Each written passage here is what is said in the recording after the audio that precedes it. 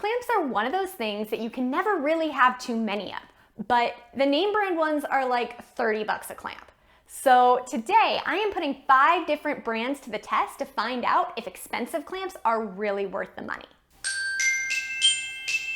So I have 5 different clamps here, and they are all trigger clamps, so they can be worked one-handed, and they are all intended for light duty. So if you're looking for something that can do 500 or 1,000 pounds of force, go check out a pipe clamp.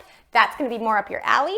But I really like these trigger clamps because you can work them one-handed, so that's what I'm testing on. So I got 4 out of 5 of these from my local tool library, which if you don't know what a tool library is, I'm gonna link to a video on that right up here, but it's a library for tools. What that means though is that I'm hoping that these are going to be pretty well used so you can get a good idea of how these clamps hold up over time. The 5th one is my own clamp, and it is also pretty well used. So first up is this 24-inch Toolshop clamp, which Toolshop is a cheapo Menards brand, and this retails for about $13. Now, looking at it, nothing jumps out at me as being particularly wrong with it. This one is good. This isn't great, but it's also not falling off on its own. This takes a little bit of force, so maybe I'll take 1 point off for that. I'll also take a point off since the guy at the tool library told me that the internal mechanisms of this one break all the time, and like, don't be alarmed if that happens. Maybe I'll take 2 points off for that. So current condition, I'll give this one a 7 out of 10. Then we'll go ahead and do our test. And right now I'm at 31, 66, 75, 109, 108. And so how I'm doing this for this part, 121, the internet told me that what you really need is 100 pounds of force should be good for most glue ups. So if you can hit 100 pounds of force, 10 out of 10. I'm a math teacher who gives partial credit, so if you can only hit 90, 80, 70, I'm gonna give the clamp partial credit for that. Then for ease of use, this one was pretty easy to use. It does have a spreader, but this spreader is kind of a pain.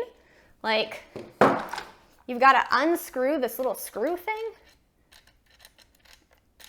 See how long this is taking me?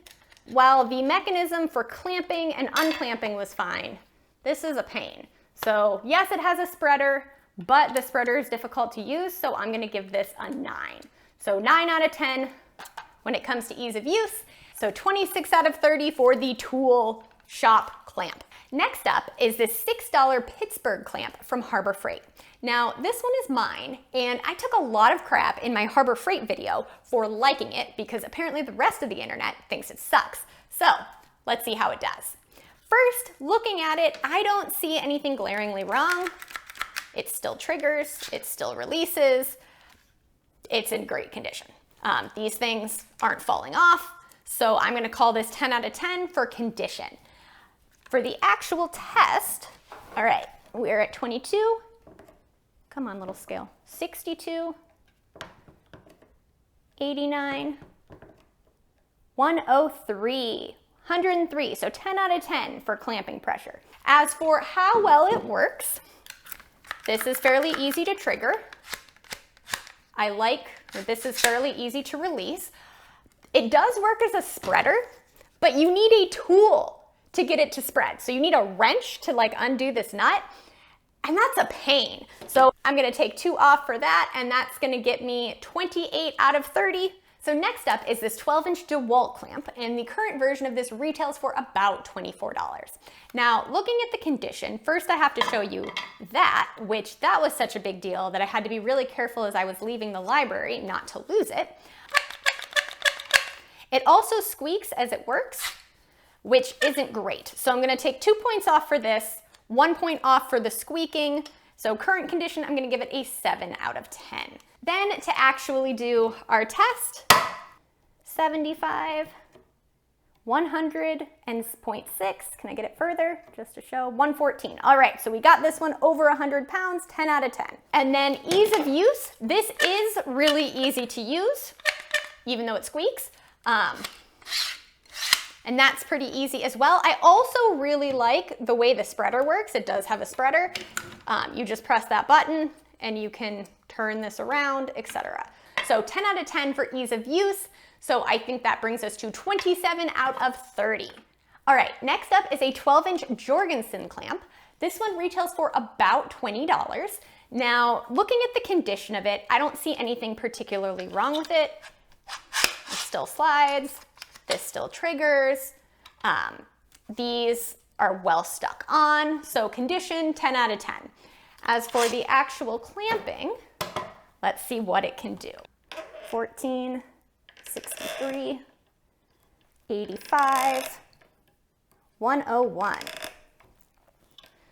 100.6, oh gosh, 96, come on. I had it at 101, we'll give it 101. 10 out of 10 for the Jorgensen clamp. And then ease of use, so I'm not that excited about this. So I'm gonna take 1 point off because it's too big for me.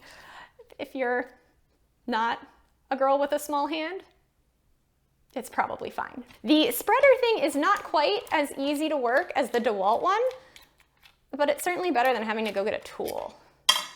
Like, that's not that bad. So I'll give it to them. So let's see, just 1 point off. So this was a 29 out of 30 for the Jorgensen clamp. All right, finally we have the Irwin clamp. Looking at the condition, these are well stuck on. This still moves. This squeaks a little bit, so maybe I'll give it -1 for squeaking. So 9 out of 10 condition. Looking at our test, we're at 42. Oh, come on, scale. 80, 94, 91. Oh my gosh, can I not get it over 100? Is this gonna be the only one? Come on. No, I don't think I can. It hit 91 was its maximum, so this one gets a 9 out of 10. And then as for the ease of use, this wasn't bad. This one slides nicely. And then the spreader, how does the spreader work? Oh, that's really easy. Okay, they get 10 out of 10 for ease of use. That spreader's great. Okay, so 28 out of 30 for Irwin. So what does this mean? Great question.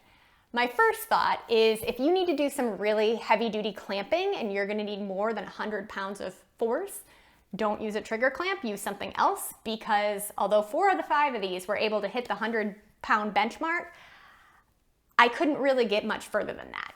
What I was doing there, everything you saw, that was me squeezing as much as I could to try and get it as tight as I could.